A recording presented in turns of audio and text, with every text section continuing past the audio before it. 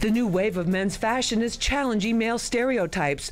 We are seeing more and more celebrities sporting rompers, silk shirts, and even purses. So we're wondering if it's time to rewrite the male dress code. Versace, Versace, Versace, Versace, Versace, Versace, Versace, Versace, Versace, Versace, Versace, Versace. Hip-hop's love affair with outrageous fashion is as deep as its love of the beats themselves.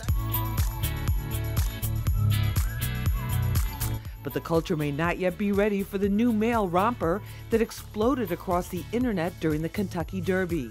That's when we knew we really had something special. I would say I was probably stopped every 2 to 3 minutes by people on the street, just honestly giving me compliments, just saying that they really liked what I was wearing. Days later, Atlanta rapper Young Dro posted a picture in this floral outfit. Many thought it was a romper, but he took it down after catching heat and felt compelled to issue a statement. Even though one-piece jumpsuits have been around for men for a long time, from pilots and mechanics to prison inmates. Right now in this moment, I feel pretty masculine in it right now, so I think it's a personal choice, and we knew this product wasn't going to be for everyone. The suit and tie look isn't for everyone either. As hip-hop artists seek to outdo each other for attention and social media views, we're seeing more gender-bending dressing and accessorizing. But the backlash against the male romper was especially fast and furious. We knew that creating this, it was going to start a conversation and people would fall on kind of different sides of that. And that's how you know you have a meaningful product, because if you're not starting a conversation about your product, then you're probably not in the right business. Styles that stir controversy have a way of becoming mainstream. But is that the case here? Let's find out what our panel has to say. Joining us for this conversation, the one and only Rip Michaels. He's a comedian and actor. You've seen him in MTV's Wild 'N Out. He's also in Living with Funny on Oxygen. He is has a show, Comedy and Dynamics, on Hulu, and also a new show on the Food Network called Hungry in the Hood. Yes, thank you. I'm happy to be here. Yeah, you Great to have beautiful. you. And no romper. You saw that, right? No, I know. I was hoping, but you know that couldn't find them in my size. they ain't hit TJ Maxx yet. We'll connect you with the Rompers people.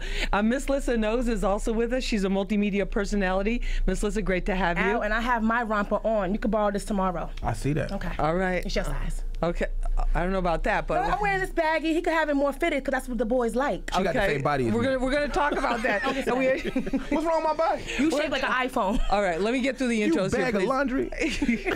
All right. Also with us is Mike B. He's the Prince of Fashion and image consultant. Mike, great to have you on the show. Thank you for having me. Let me ask you this. I want to start with you, Mike, about this. Is this romper thing? Is this just like a fad, or is this part of a bigger trend? Well, this romper thing, I would probably say it's a personal thing.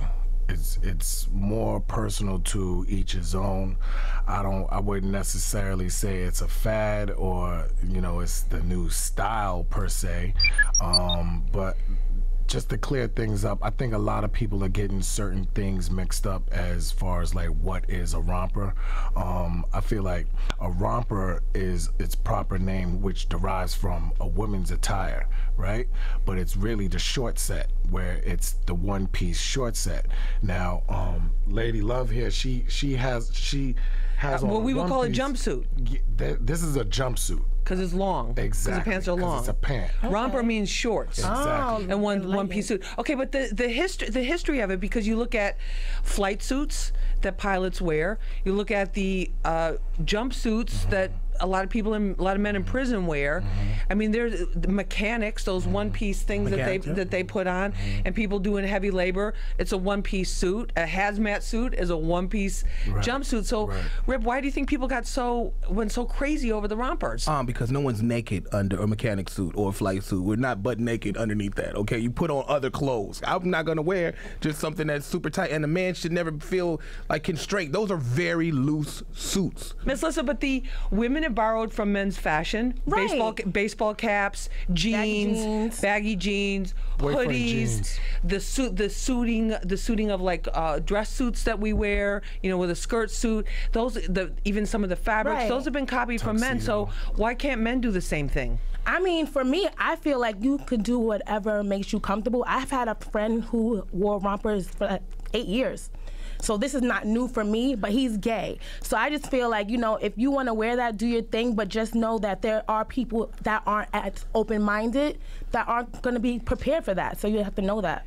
But the styles are changing too. And Mike B, do you think it's a generational shift as well? I mean, you look at what's happened, you know, even in the music. You look in the music industry. You know, Young Thug on the album cover and that incredible blue dress. A lot of people got upset about that, but he's like, hey, you know, we're looking at this whole gender thing and the way dressing according to specific gender categories as old hat. Well, I mean, I'll start by saying not everything is for everybody, right? But you know, I respect Young Thug because he's owning it, right? And that is a part of style. Style is, you know, doing you and owning, you know, what makes you, you know, pretty unique from everybody else. But like I that's not really my preference, like, per se. I couldn't really do that. But as far as like this whole hip hop thing, it doesn't just start from here with the millennials. Like, if we go back to Andre 3 Stacks, Stacks wore the wig. Stacks came out with a few women pieces, but Stacks wasn't doing it on, like, per se to where it looked feminine. Like if I'm correct, I felt like 3K was doing it to a ode to the funk Parliament type flow. To that era. Exactly. So I feel Which like they had a pretty outrageous way of dressing. Absolutely. And so this is nothing new. Nah, this is nothing new as far as, because garments are a part of hip hop. That's a huge DNA of hip hop. You can go back to Africa Bambaataa when he came out with the ill capes and the mask and the headdresses and the whole. Yeah. So, you know, and you know, that's part of our culture, because it goes back to Africa, to where how that was a form of us expressing who we are, and it solidified what part of tribe that you may have been in, or you came from. But as far as, you know, I just feel like it's just certain rappers that you'll probably see with this romper room type of flow. Romper room type of flow. All right, we're going to talk about that. I want to talk about the, you know, why there was this huge backlash, though. Why people were being attacked for wearing those, and if there was something else going on behind that too. This is Street Soldiers. I'm your host, Lisa Evers. We're talking about men's fashion trends and male stereotypes. We'll be back right after this. Brooklyn loves to look like they got to be employed, but not be employed. I'm like, why you got to? You're not working.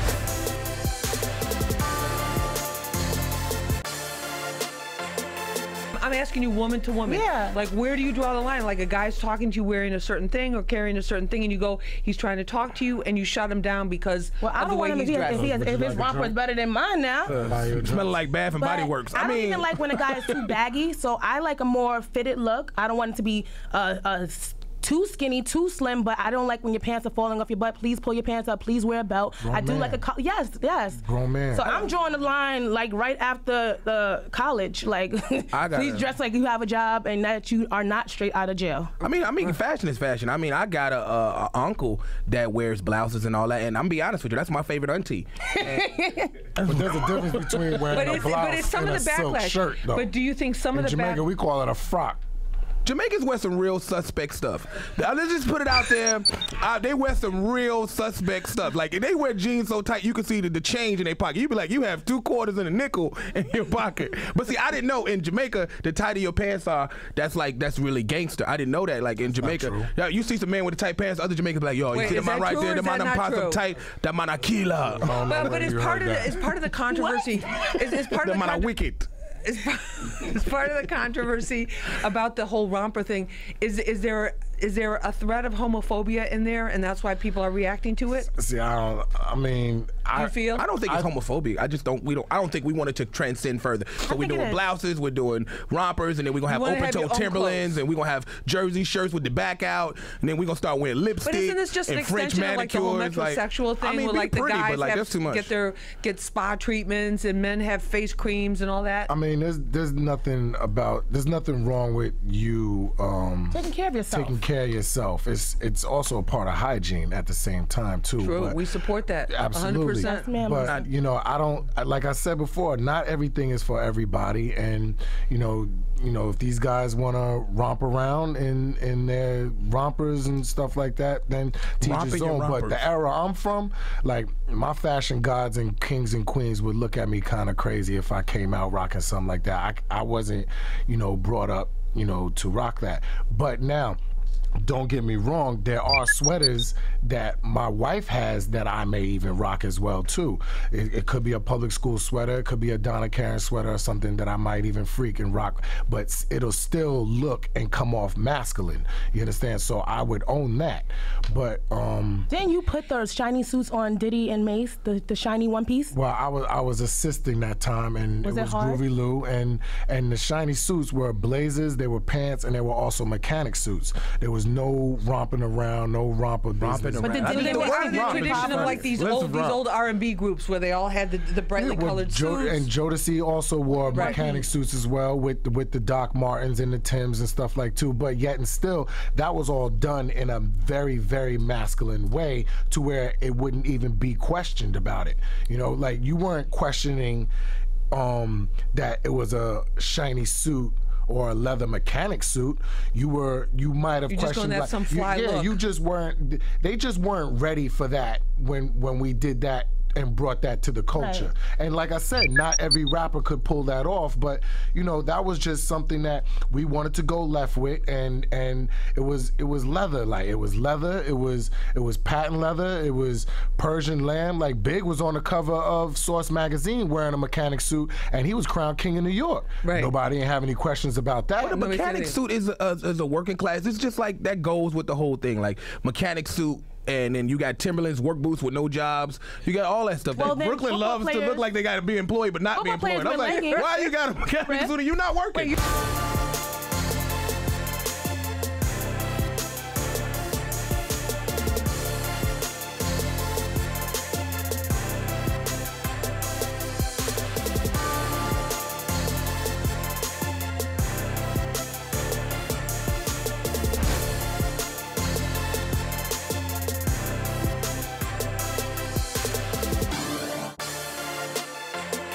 Let's talk about the impact of social media. Because it's one thing for people to dress in a very colorful way or extreme way or make people think in order to get attention. But some of the comments and some of the hatred that came out, I mean, Young Dro had to shut down his Instagram account because of that floral short set that he was wearing. It just was too much, and people were trashing his fashion choice. Rip Michaels, what do you think about that? I think like getting bullied because of what he was wearing, basically. I think it's the social media. I think a lot of these rappers are doing that on purpose. I think it's planned out. They have a stylist. They know what the feedback's gonna be. It's like when Young Jock put a perm in his hair, and he permed his hair, and he looked like Frankie Lyman, and everybody was calling him Anita Baker. They was calling him the Popeyes lady. Like Fantasia. He did. Because he has the Fantasia nose, the original Michael Jackson nose. And I think that when you do that, I think a lot of that is for social media. It's to be talked about when you don't have nothing to do. When that's people are using this fashion as a vehicle to be relevant. I mean, look at Love and Hip Hop in itself. It's a way of being relevant. I mean, you're hearing about producers who haven't worked in 40 years and be like, I didn't even know he made Why the Cage Bird Sings. And I just think I didn't know Stevie J produced that. So it's just a way of staying relevant. Shout out to Stevie. I think it's a way of staying relevant. I think that's what they're doing. I was like, look at us now. Look, okay, look at me. It's like, look at me. Basically look at me. Let's get followers. And Shock is the way of getting quick followers. Shock, clapbacks, it's the quickest way to get and females have been doing it too. Yes, sitting on the little pasties with the new bra that they all pull in, right? And they slim tees. Like everybody on social media, it's all like smoke and mirrors. At the end of the day, I agree with Rip. Like everybody's just doing it for attention, and people are afraid to step out of the box and say that they don't agree with things, so they all kind of like fall into place. So just doing it for likes. Yeah, but there's also that element of like trashing people, and the homophobic element, and the hate element, the bullying element. That's what people that's not doing nothing with themselves. I think what's his name? Dro? Young Dro. I think first of all, I like Young Dro. Me too. All right?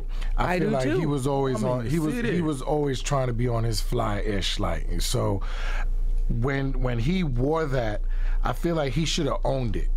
Because if you were strong enough to put that on and hold on. And before also, I even touch on that, I mean, look at him, and also it's about being proud of your body and showing off your body because he's in great shape. He looks like he could be a professional athlete. But a lot of, if you look though, a lot of this craziness that what the folks are wearing, I don't think they have any real friends around them. Because, like, there's certain things that I would probably do or try and see if I can get away with, and that the homeboy would tap me on the shoulder and be like, yo, Mike B, you doing too much. Right. You understand what I'm saying? And that's because he cares. And I feel like a lot of these, you know, the athletes that get a little crazy with it, the rappers that get a little crazy with it, they just don't have that homeboy. Well, look at Cam Newton. Cam don't have no real friends probably around him. I'm not gonna say. You don't think he's setting to it? You know, I mean, he had the romper thing going on. Yeah, but he said everybody needs a slap man. What I'm saying take that off. But what I'm saying is, like, you know, no disrespect to Cam, but a lot of what Cam is doing, I can't do that. Like, or. Like, what if your client? What if Cam Newton came to you was your client and came to you and said, "Listen, this is what I want to do. I want sagging skinny jeans, and I want a matching jacket, and I want it in fluorescent green." I'm sorry, sir, that's not it. And you know, if you don't need me around right now, here's my address for my check though and for my time. Right. But at the same time, you know, he doesn't have any homeboys around him. That's but how do you know? Somebody's. I mean, you don't just go to the mall and get those kind of outfits. No, I agree. But what I'm saying is, he may have friends around him. Right. But there's nobody strong enough to say exactly. They got a bunch of yes men around them to where they will be like, yo, you look crazy, dude. You understand what is crazy now? But what is crazy? I think it is no such thing as crazy. I think it's all about your personal style. Look at Nick Cannon wearing nothing but turbans. He got blasted for people calling him Genie, but he owned it. He never took it off. Right. I mean, look at my man right there. Look at B. He's wearing a brand new that's a brand new Mecca shirt. Where have you seen? He got on brand new Ralph Lauren. Yeah, like brand new polo. Excuse me, it's polo. See what I'm saying? Brand new old clothes. What I'm trying to say to look at how he. Oh, he did. No, I'm saying look how you owning it. Like you don't see a person. I was giving him a compliment. I was like, with the collars up, that's like brand new old clothes. Like you don't see that anymore, and it's like about owning it. And he comes in, and I'm looking at him like I like that look, and it's because with the glasses, and I'm like, yo, that's a good look. Gucci frames from the 80s too, by the way. Gucci frames from the 80s. Brand new good look. The brand new old. He got yesterday's clothes to today's people. See, that's I hate you. That is, and that is dope. I think it's all about. I don't know. Hungry in the Hood, you may be sporting a whole new look. Hey, I'm with it because I think that, you know, a lot of without the yes man, I think a lot of people are going with fashion, and you have some stylists that are so fashion forward. They be like, hey, put on this, try this, wear a purse. But there's a difference between. There's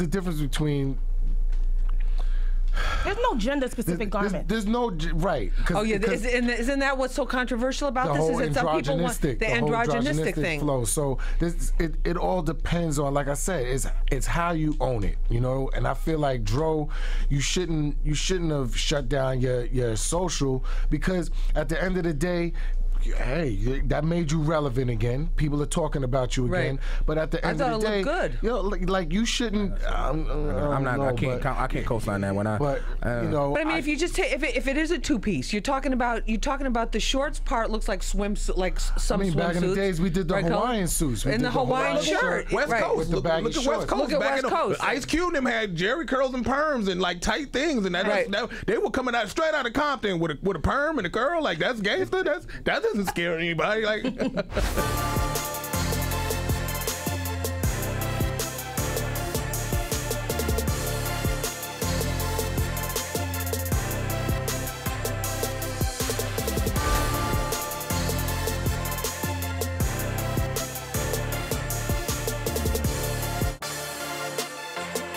Well, I'm going to look crazy right now because we have to end this wonderful conversation. We're out of time, but I want to thank. Sorry, you ain't telling Debo take that off. I'm thanking all of our guests. Rip Michael, we see it. Miss Lissa Knows, and Mike B. Thank you guys very, very much for tackling this very controversial topic of rompers. We appreciate it. Thank you for having us. Thank you. And my message is be who you want to be. Yes, if that's what you want to be who you want to be. Just go one side. And be fashion forward. Look, it worked for Prince. It worked for Liberace. It worked for Elton John. It worked for RuPaul. And I'm not saying these things have anything to do with anything in common. I'm just saying these are people. You can work it if you own it. You can work it if you own it. That's the message. If you can work it if you own it. But remember, use your mind. It's your best weapon. I hope it's your only weapon. I'm Lisa Evers. Let's push for peace.